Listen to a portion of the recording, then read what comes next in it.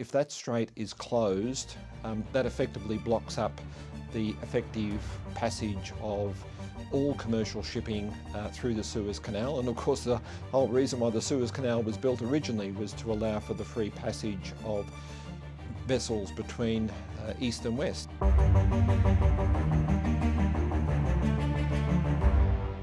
Markets may have the jitters, but how realistic is it that the Houthis could open a new front in the war?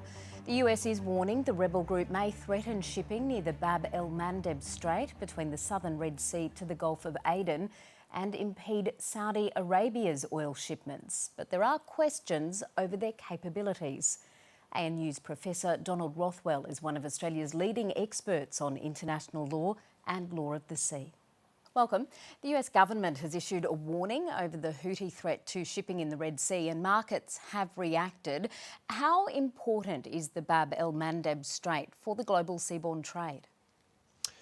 Look, it's absolutely critical because that particular strait is really the classic example of an international maritime highway, in the sense that it connects the Mediterranean via the Suez Canal through the Red Sea and then ultimately out into the Indian Ocean.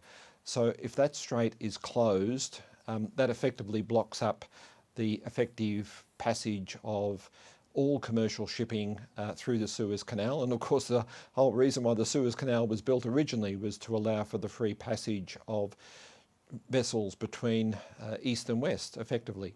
Would it be possible, in your view, for the Houthis to bring shipping to a halt, as we've seen Iran achieve in the Strait of Hormuz?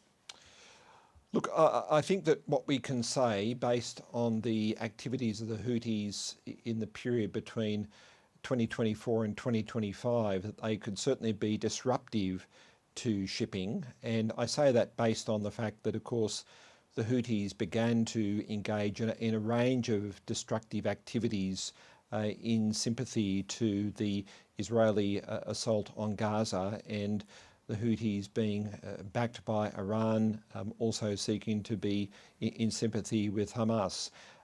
But the Houthis are, of course, not a state actor. They're a non-state actor. And if one was to compare them with Hezbollah, for example, in Lebanon, that they certainly don't have the same level of capability. But they certainly can be disruptive, and there are certainly incidents in 2024 and 2025 of vessels being attacked as they pass through the Red Sea and through the Strait. But do you consider it to be a very different situation to that in the Strait of Hormuz, even if we were then to discuss geographic distinctions as part of this conversation? Oh, very much so. And I think there are two principal reasons here. One is that, as I said, in the case of the Houthis, you're dealing with a non-state actor whose capabilities are not quite clear. But in the case of the Strait of Hormuz, you're dealing with the state actor in Iran, and we know that Iran's had a lot of interesting capability in being disruptive in terms of the Strait of Hormuz for a long period of time.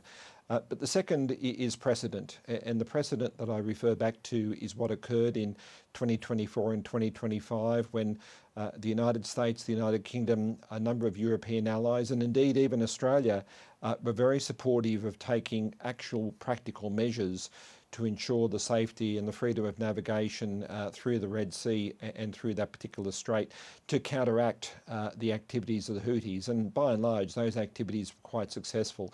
So I think we can be fairly confident that, given the somewhat more limited capability of the Houthis, that if they were to engage in disruptive activities in and around the Red Sea and the Strait, that the United States and its allies would certainly be able to counteract that.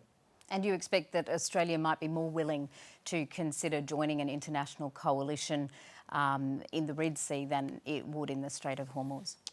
Definitely, and I go back here to early 2024 when Australia did provide some level of military assistance, not in the form of a ship, but certainly provided some level of military assistance to the United States and the United Kingdom when they were initially responding to those Houthi attacks in the Red Sea in early 2024. But also there's much more of a legal basis for, I think, Australia joining in this action. We had Security Council resolutions adopted on the 12th of March, which directly addressed really the whole question of safety, of security and navigation in the wider Gulf, which includes the Red Sea.